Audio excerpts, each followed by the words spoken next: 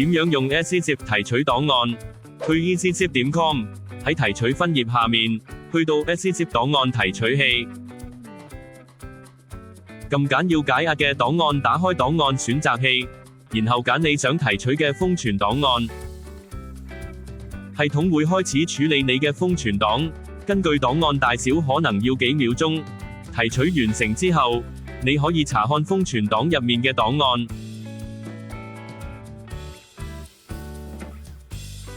你可以單獨儲存檔案，或者撳全部儲存掣將所有提取嘅內容儲存到你揀嘅資料夾。